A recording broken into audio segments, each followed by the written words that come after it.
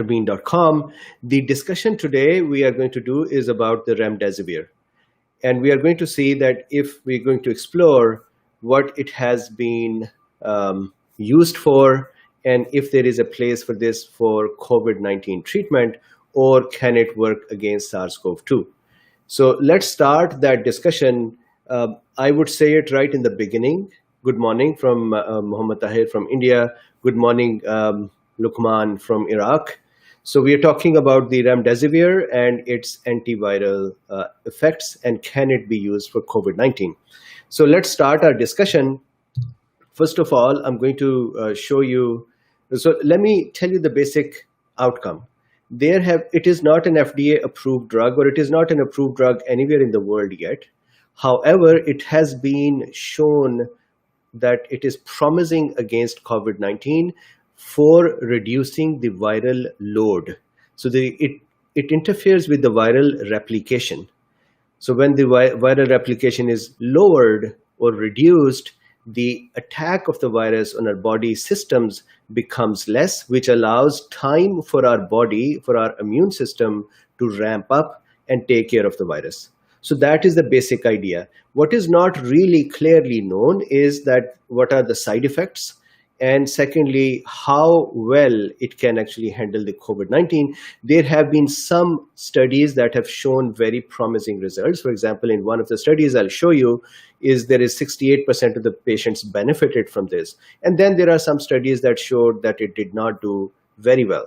So I think that this is true for all medicines, that some studies show it is working and some show that it does not work. And probably the reason for that is the patient's profile, the patient's age distribution, the patient's state of the disease itself. I feel that all those drugs that are going to prevent the virus replication, these should be administered early on and then continued later on. The problem with the later stages of the disease is that we are now in, let's say, acute respiratory distress syndrome, or we are in septic shock. And at that time, the type of medication may be different.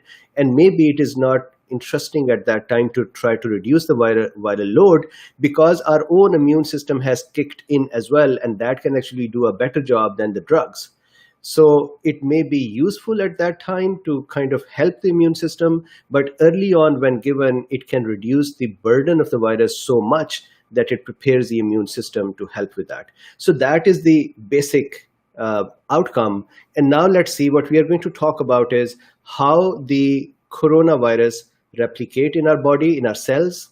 What are the necessary things for it to replicate? What are the mechanisms? And where does the Remdesivir come in and interfere with the mechanism of the virus replication? So let's start.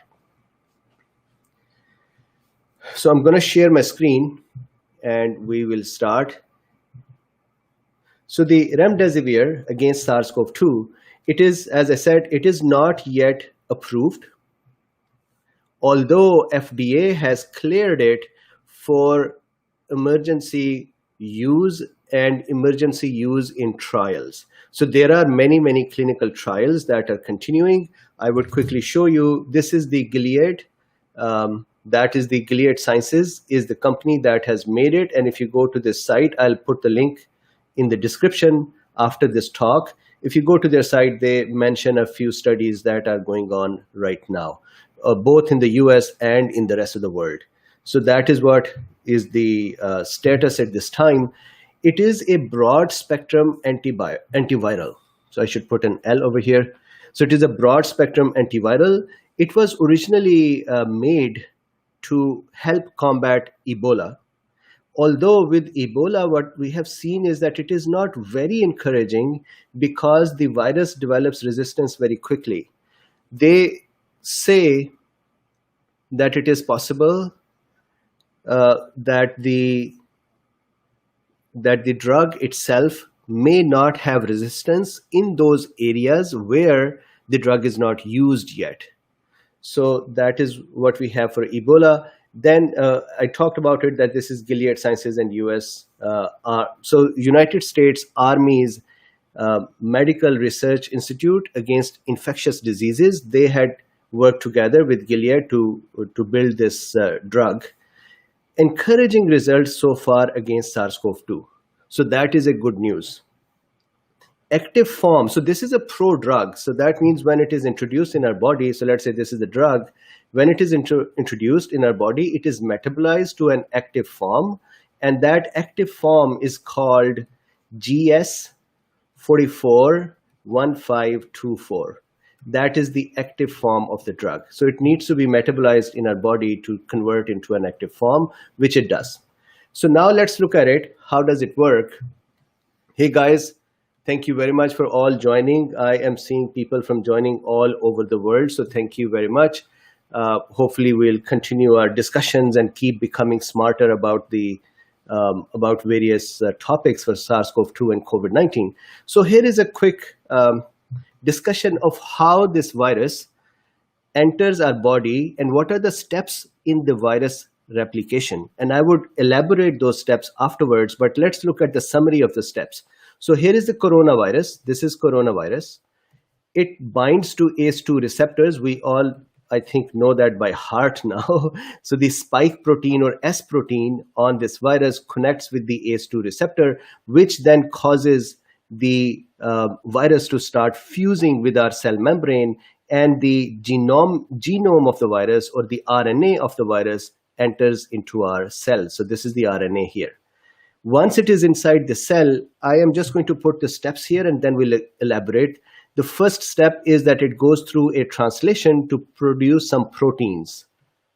And we will discuss that in detail, that how does that happen. So there are some viral proteins that are created. Then there is a step of proteolysis where those proteins are broken down into functional smaller proteins. One of the important protein in there is the RNA-dependent RNA polymerase enzyme. And that enzyme's function is to start transcripting more genome of the virus. That is the enzyme that helps the virus take over the cell.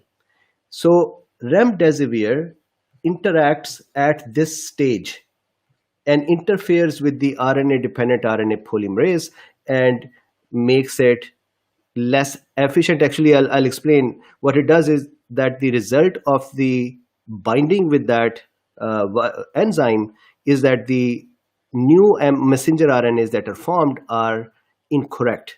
And so there is an early termination of the transcription. But imagine if the Remdesivir was not there, after the transcription, many messenger RNAs are formed, which are then translated into many proteins that are viral proteins. So that is the hijacking of our cell. And now the virus is making their own proteins. Then the viruses are assembled and then they are exited from the cell. And that is how a new virion is made. So we are going to look at that mechanism. So before we go through the detail of the mechanism, one more thing that is important is to notice that when we build genome, that means DNA or RNA, there are nucleotides that are the building blocks of the DNA or RNA. These nucleotides are of two types. We call them purines and pyrimidines. Purines can be remembered as pure as gold mnemonic, and these are adenine and guanine. And pyrimidines can be remembered as cut the pie, and the pi standing for pyrimidines, and cut is C for cytosine, U for uracil, and T for thymine. The RNA manufacturing does not use thiamine, and it uses uracil. DNA manufacturing, on the other hand, uses thiamine instead of the uracil. So that is the basic difference. Now what happens is Remdesivir is a uracil analog. So it kind of mimics the shape of uracil, which allows the viral machinery to accidentally, incorrectly pick this drug up as a building block and then try to make genetic material with it. And this would then cause the enzyme that is making the genetic material disabled. So that's a clever technique for the antiviral activity. And there are many other drugs that do this as well. So this is one of those drugs. So keep this in mind, that we need the uracil to build the RNA, and this drug, when available, will get stuck in place of uracil and terminate or interfere with the production of the messenger RNA or viral RNA. So let's now see how this happens. Ready? So this is a very, very interesting topic. The first thing that we'll do is, how does the virus replicate? So let's look at that virus once more over here. This is the coronavirus. Attaches to the ACE2 receptors on our cells. So that allows the virus to then, I'll make the second step over here, that allows the virus to start fusing with our cell membranes. And then in the third step, the virus itself, membrane becomes fused with our host membrane, but the genome, the RNA from the virus, enters into our cells. So viral genome enters into the cell. The viral genome for the coronavirus, we call it a positive sense messenger RNA or positive sense RNA. What that means is that this genome, so if this is the RNA from the virus, it has a 5' and 3' for the medicos here. And what happens is, in this genome, so pay attention here, there is a open reading frame 1A and then open reading frame 1B. And then there is S protein gene, many other genes, then E protein gene, then M protein gene, then N protein genes. So there are genes to make other proteins. We are more interested in the open reading frame 1B. Over here, in the early part of this part of the genome, is a special protein instruction. This protein, when is made from this gene, that protein makes an enzyme called RNA-dependent RNA polymerase. So pay attention to this mechanism, because this is the enzyme that remdesivir would inactivate or interfere with. Interferes here, remdesivir, with this guy. So let's see what this guy actually does. So once the genome comes, this is the viral genome, once it arrives into our cell, the very first thing that happens is our cells' ribosomes, these are the machines in our cells that take an RNA, ribosomes, and they translate it. We use the term translate. They take this RNA, for example, and they translate that into proteins. So they take that genetic code and make proteins according to that code. So now for the coronavirus SARS-CoV-2, when this genetic material is picked up by our ribosome, the very first protein that is made is a big blob. It's a big structured blob, which has tiny proteins embedded in it or part of it.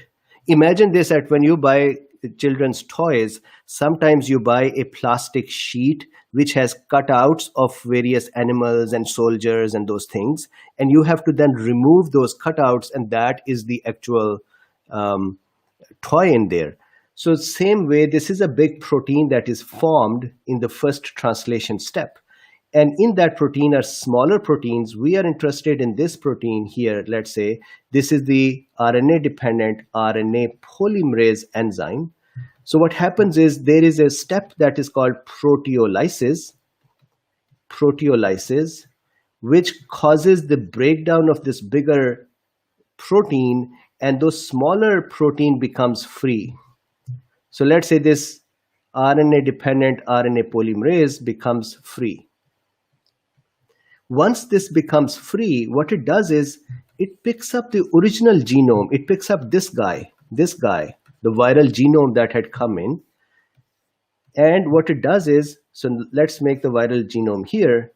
It picks up this genome, attaches to this. So let's say this is the attachment of RNA-dependent RNA polymerase. And it starts building negative sense RNA from it. So let's say this is the process of transcription. in this process, what happens is that this positive sense messenger RNA is converted into a negative sense messenger RNA. Sorry, not messenger RNA, just negative sense RNA. This process would need this enzyme here to go through the whole line of genes and then convert them into complements. And for that, as I mentioned before, this enzyme will need the building blocks. And remember, the building blocks for RNA are the adenine, guanine, cytosine, and uracil. Now this drug, if remdesivir is present in the system, so let's say this is the uracil looking drug, but this is actually remdesivir. Let's make it a happy drug instead of a sad drug. So this is the remdesivir. It looks like the uracil. So when the RNA-dependent RNA polymerase, when this enzyme picks up accidentally, incorrectly, the remdesivir, thinking that it is uracil building block, it's a wrong brick. This is just like when you are eating, let's say, nuts, and you have a bad nut in there and you accidentally chew it and it is hard and it is sour and it is bad and you say, what the heck? Same way, when the uracil is picked up by this enzyme and enzyme tries to work with it, instead of that working, the enzyme, the uracil, binds to this protein and does not let go. It attaches to the protein. The result of that is that as soon as the first uracil building block is needed and remdesivir comes and attaches to the enzyme, enzyme cannot function anymore and it tries to move further down the line to continue to make the complementary strand. Instead of that, it actually becomes disabled. Or you can say that we throw a wrench in this gear in the machinery of the enzyme, and the poor enzyme then, which is good for us, it separates from the function it was doing. So now it is separated and it cannot continue down the line. So the result is that the resultant minus RNA or negative sense RNA that was to be made, which would then help make the viral proteins and genome, that minus RNA is not completely formed. Why? Because the enzyme that was making a complement of it, that enzyme got interfered by remdesivir. So the result is, what do we get? We get partial genomic material. So this is partial. It's not complete. The remaining piece here, I'll make that in dotted line. The remaining piece is not going to appear now. Why? Because remdesivir has interfered, acting as the nucleotide uracil, and it made the enzyme go away. So the result is there are no more viral proteins that will be formed. Viral proteins will not be formed because the genome has become damaged and there is no virus. That is the basic idea. If there was no drug, then what would happen is, if we bring this picture over here, then what would happen is that here is the viral genome, here is the RDRP. It will convert that into a negative sense messenger RNA or negative sense RNA. From this, again, the same enzyme would then work on this piece that it just made and convert that into many small messenger RNAs. So these are small messenger RNAs for the viral proteins and viral genome. And from here, viral genome will be produced. That is the original viral RNA, and many proteins will be produced that make the virus. For example, S proteins will be made, N proteins will be made, the M proteins will be made, and so on. So the result, and then we'll take those proteins, we'll give them into the endoplasmic reticulum, of our cell. So let's say this is the nucleus. Around the nucleus, we have endoplasmic reticulum, endoplasmic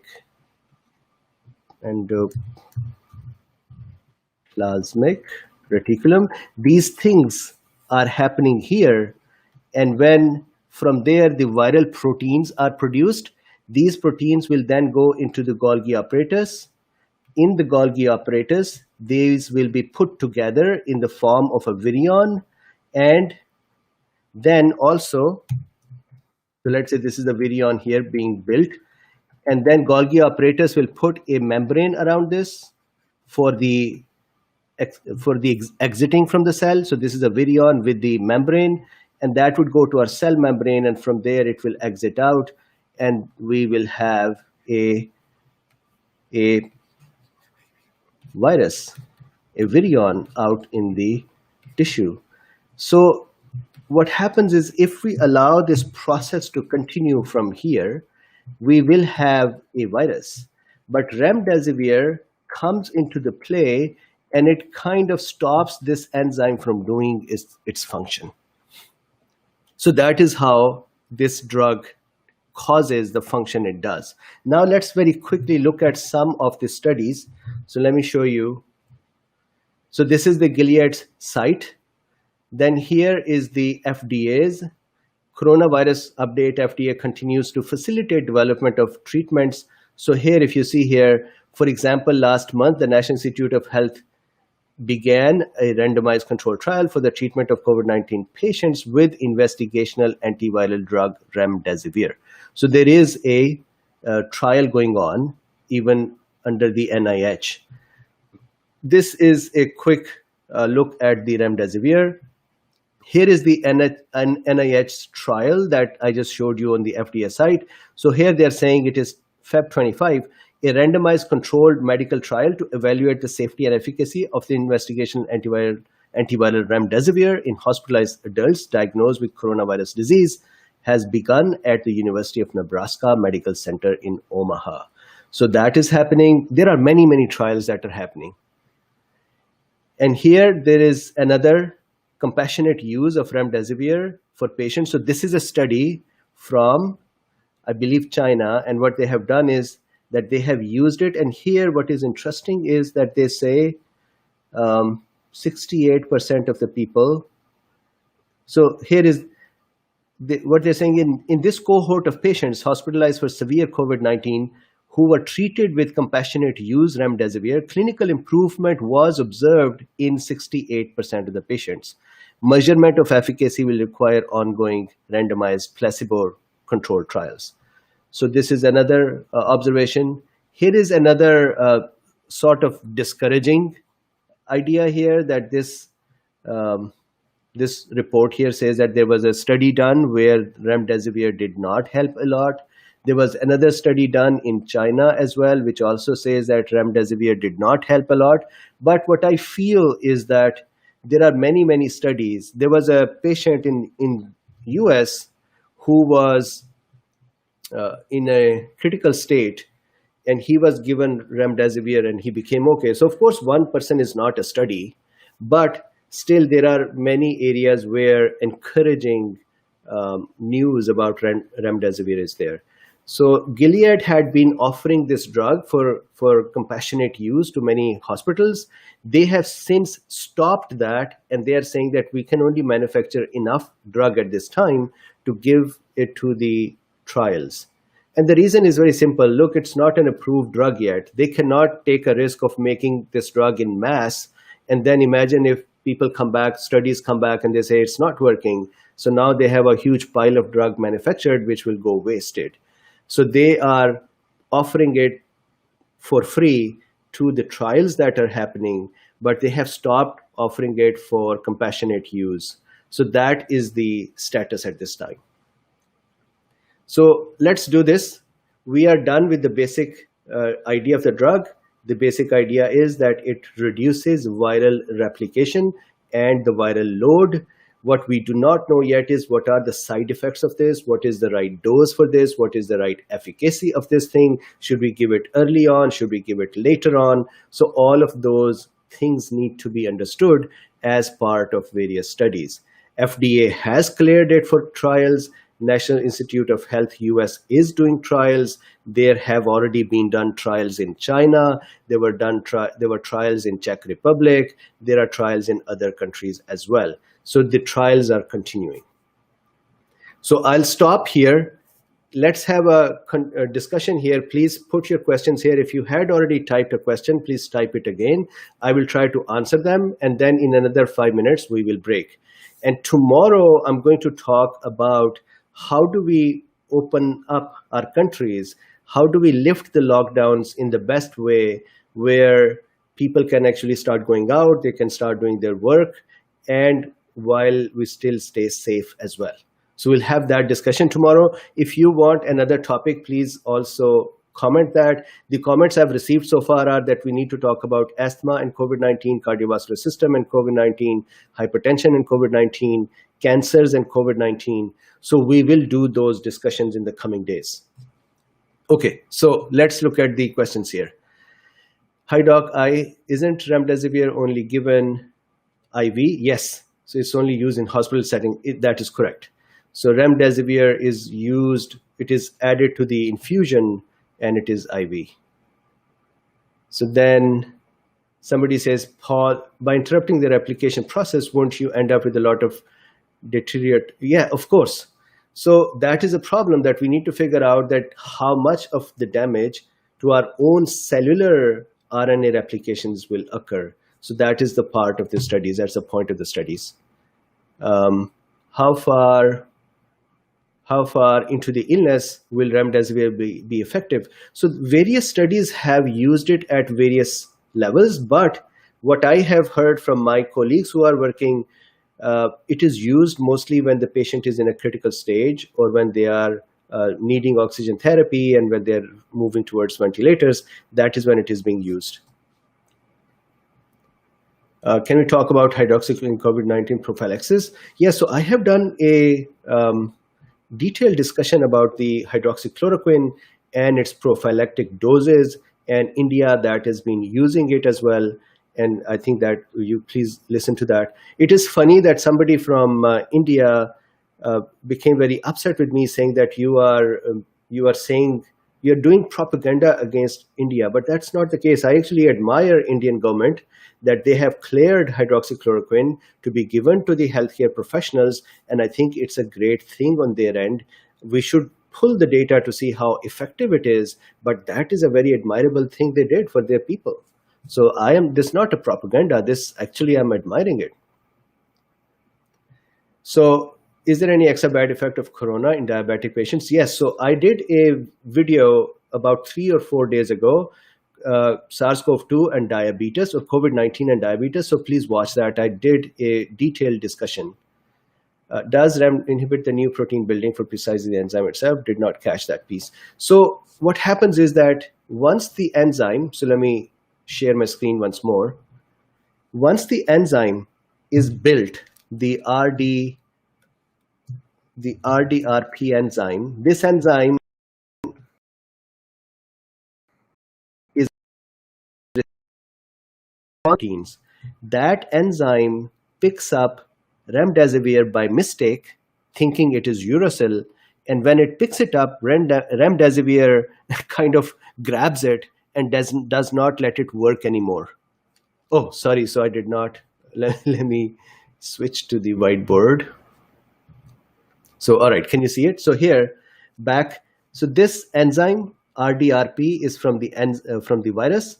That enzyme needs, of course, uracil and adenine and guanine and cytosine, but when it picks up uracil, it incorrectly picks up the Remdesivir, which is disguised as Uracil, which is mimicking Uracil. And then when it picks up Remdesivir attaches to that enzyme and does not let it work anymore. It is like if you have a machine and you throw something in the gears of the machine is going to come to a halt. So the enzyme, viral enzyme, comes to a halt and cannot continue functioning to make more of the genome or messenger RNAs, and the virus replication stops. So I hope that answers your question. So back here to the questions. So if we have anything that has antioxidant, anti-inflammatory, bronchodilator, immunopotentiating. So of course, there are so many antioxidants that are actually very useful, vitamin C, vitamin D, and many other antioxidants. Plus bronchodilators have been used in these stages where patient is requiring oxygen and ventilation. As HIV needed 3 drugs to control it and patients have greatly improved, some have survived for, correct. Should you need? Absolutely. So I think that vitamin C, vitamin D, zinc, quercetin, or hydroxychloroquine, plus maybe remdesivir in the hospital setting. And of course, people have been using interleukin-6 inhibitors, and there are many other things to be done for acute respiratory distress. So there is going to be a cocktail of drugs. It's not going to be one drug or the other drug.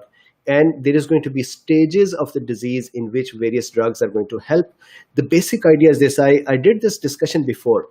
What this virus, this is the discussion done in the natural killer cell discussion. So please watch that video.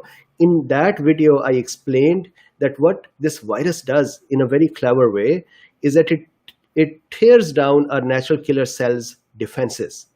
So these are the first responders. If these responders were able to kill the virus or stop the virus, then our immune system would have enough time to come up with immunoglobulins and fight it. But the virus, what it does is, as soon as it enters our body, somehow the natural killer cells and other first responders are suppressed. That allows virus-free reign to go and destroy our tissues while our adaptive immune system ramps up in 7 to 10 days. And so in some patients, during that time, virus has caused enough damage. So these drugs can come in and help. Maybe we need natural killer cells infusions. Maybe we also need hydroxychloroquine at that time. We need remdesivir at that time to potentiate the effect of innate immune system and give a chance to our adaptive immune system to come in and take care of the remaining virus. So I think that is how we need to attack this virus. So Richard, I hope that answers your question. Does taking Telmistor increase the risk of? I do not know. We will have to do another discussion about that. What about turmeric? I'll have to do another discussion. Will coronavirus genetic material integrate in host genome? I have not seen that study or that observation so far that the RNA gets into our host's genome and becomes part of it. There is a question, how about treatment via ivermectin? So that is exactly what we were discussing, that the ivermectin itself. So we did that discussion yesterday about the ivermectin. Ivermectin has its own use. And what it does is, I talked about that yesterday, so please watch that as well. What ivermectin does is that virus, this is a clever virus. When it comes into our body, it sends a protein into our nucleus to suppress our cell's nuclear defense strategies. So a protein from the virus goes into our nucleus and suppresses those mechanisms that our nucleus is going to use to make proteins to fight the virus. The ivermectin drug prevents the virus protein from suppressing our nuclear defense mechanisms and allows the cell to defend itself. So again, that is once again, early on, the virus tears down our system defenses, and ivermectin helps keep that defense going. So that's a very useful drug for that too. So what time are you telecasting? So same time every day, 6 p.m. Pacific Standard Time. I'm in California, so 6 p.m. for the California time. And Sundays are the time when I taken off. I hope that is okay. Why death rate is so low for severe patients in the trial from China, but death rate for severe cases are much higher elsewhere? So I think it really depends upon the comorbidities, number one, and number two, the number of folks who are going in there, and number three, the type of attention they are getting. So there may be other factors as well. Unless there are studies out, we will not know exactly why the differences are. Some people say that Chinese data may not be correct, and maybe that's not correct. Some people say that we do not have the data available from Western countries yet, so unless we have that available, we will not know. So there is a lot of things. Then there may be situations like Sweden, where they have said that, hey, let's continue to try to reach herd immunity, and so maybe their exposures are more. But maybe in the long run, they'll come out better, because let's say if we lift the lockdown here in the US today, and we are still the sitting ducks, how would we prevent getting the virus again? Maybe in Sweden, they would not get the virus again because they have already developed the herd immunity. So I think there is a lot of differences in the way we are approaching the disease and managing it. There is a question here. Sir, watch your video about asymptomatic cases. In our locality, almost 32 cases, some elders detected are all asymptomatic. No one showed. And so that is correct. So there are going to be, I'm hearing that in Sweden, they have done a test over this weekend about the asymptomatic patients, or not asymptomatic, patients who have COVID-19 antibodies already in them. And they are saying about 11% of the population has the antibodies. I received a message from one of the doctors who is working in New York, and they said that even when we say that there are asymptomatic patients, if you take their history, somewhere in the past, they must have developed respiratory thing or cough or sneeze or mild fever, and they didn't think much of that, but that was a COVID-19, and they developed the antibodies. So is there any possibility that RDRP develop a check and balance phenomena and stop capturing? Actually, I did not talk about that step. Actually, for the coronavirus, there is a proofreading system as well that makes sure that the genome that is being developed is correct. Uracil, or this Remdesivir, even evades the proofreading mechanisms, and to them it looks fine, and that is how it kind of kills the virus intent of replicating. It's a very good question. I read about the treatment via messenger RNA vaccine. Have you heard about that? I have not heard about that yet. Please send me some link. That would be interesting.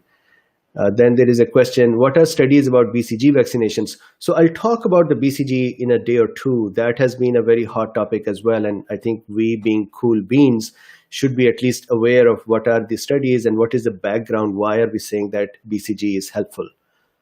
So there are some trials that are starting as well.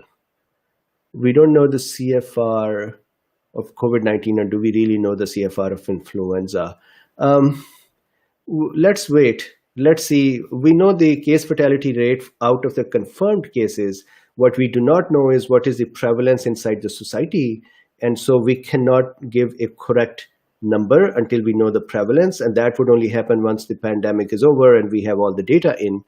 For example, the Santa Clara County, where I live, their study said that 3 to 4% of the people have auto antibodies in them against this. So according to them, 3 to 4% of the people have become immune so far. The Swedish study came out, and they're saying that it is suspect. The data is not out yet, but they're saying that it seems that 10 to 11% of the people have developed the antibodies. So we'll see. The data is evolving. So what about yes? So from the Chinese data till February, issues have a mortality rate of 10 to 11%. And then hypertension, diabetes, about 6%, then cancers, about 6%, and so on. The non-comorbidity cohort, or the group that does not have comorbidities, their death rate is 0.9%. Similarly, youngsters have a lesser death rate.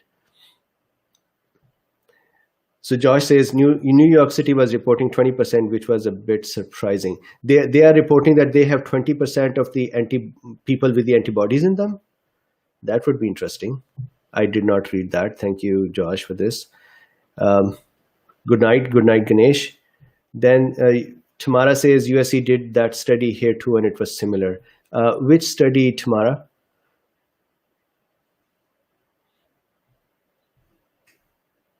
Okay, guys, so we are at 6:40. What I'll do is that I'll take the chat part out of this when I post it out on the media, just so that the discussion time or the watch time stays shorter. Any other thing that the antibody? So what was that? What was the result? USC did the study here too, and it was similar. 4 to 5%. Got it. Got it. All right. So guys, anything else? I hope that these are valuable. I hope that this is adding value to your approach to COVID-19, your understanding of COVID-19, and it is useful. So Jav says, sir, how reliable are the tests? Yesterday I was reading some 40 different genomes have been reported. So there is, in one of my video lectures, I had shown that there is if you go to nextstrain.org, they are tracking the mutations in this virus, and there are lots of mutations. So mutations are done. You should look at those.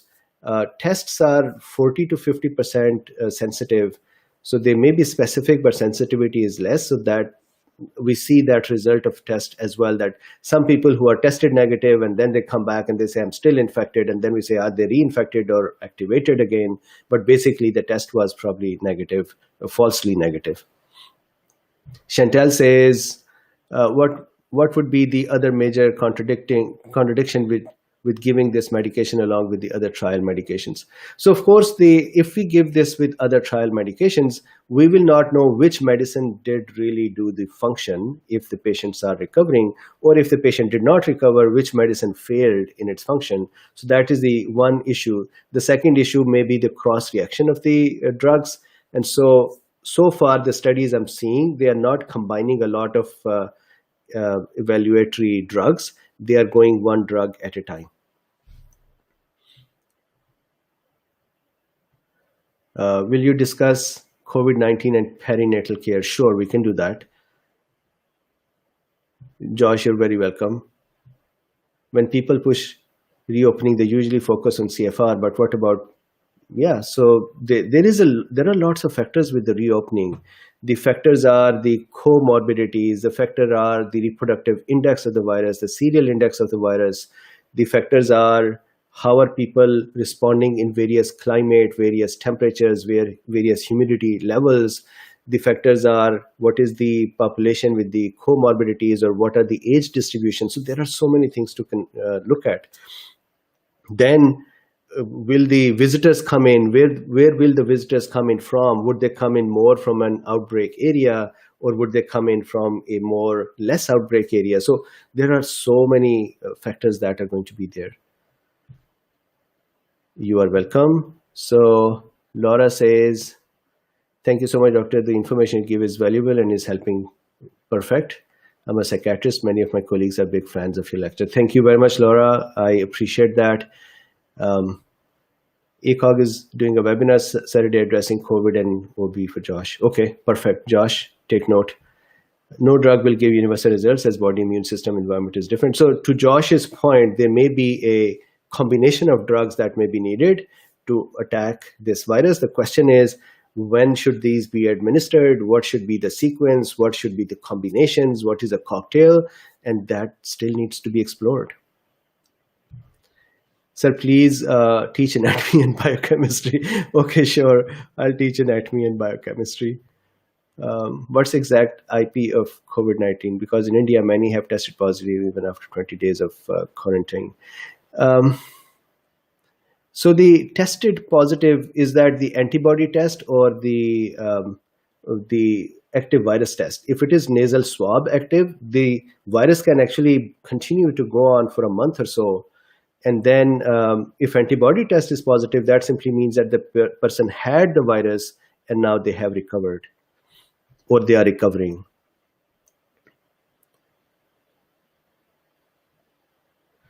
So I haven't heard about this, that recovered people who are never fully recovered. So I know this, that there can be people who are carriers. That means they are recovered, but they are still shedding.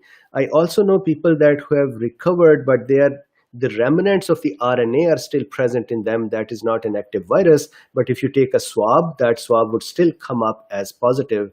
So that is a problem with the testing itself.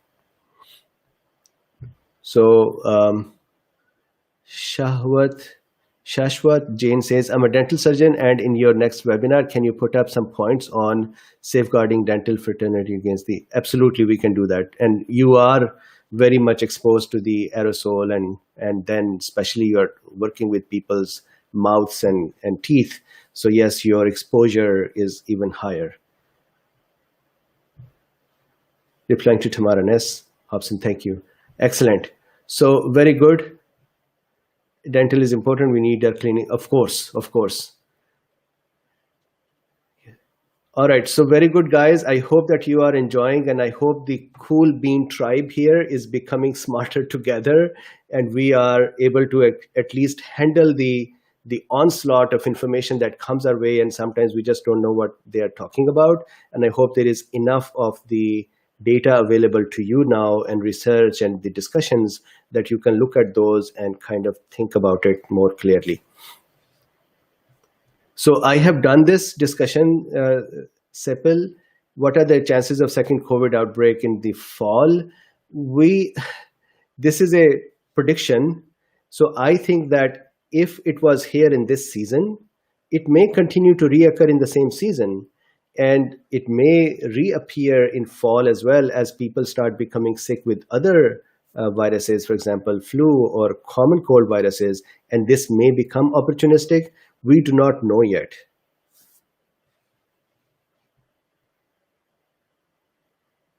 Very good. So, walaikum assalam, Asma, and thank you very much for your comment. Chantal says, thank you very much for your very good. I am very happy that we are doing this together. I'm very happy that we are discussing these things. So I have gotten so much hateful comments on my YouTube that people are trying to figure out if I take one side of politics or the other. I don't feel that I need to take a position as a healthcare professional for one side or the other. We all have to become more neutral about looking at what is right and what is not right, and what is working and what is not working, instead of amplifying any one Democratic point of view or Republican's point of view. So I don't, in these discussions, I don't have a leaning. That is why people are confused. And so I get yelled at by both kind of groups. But the point here is, this is medical discussion. This is not a political discussion. Correct. COVID is not caring for that. Asma, very good. Thank you very much. Hair should be completely set. Absolutely. So thank you very much. And I'm going to, please, herd immunity, how long will it last? So I have done that discussion about the herd immunity. Please just look at 3 or 4 videos down this video, and you would see that I've actually talked about asymptomatic patients and separately talked about herd immunity. Tamara, thank you very much. Send those YouTube people to me. I'll tell them to back up. Yeah, so I think sometimes what I feel is that people who can hide behind, unknown names, they have a better propensity to become a little more uncivilized in their discussion. But that is fine. What I have learned is that disputational dialogue, a dialogue in which people are hassling and hammering and they are pulling in each other's direction, finally brings us towards the truth. So the opposing opinions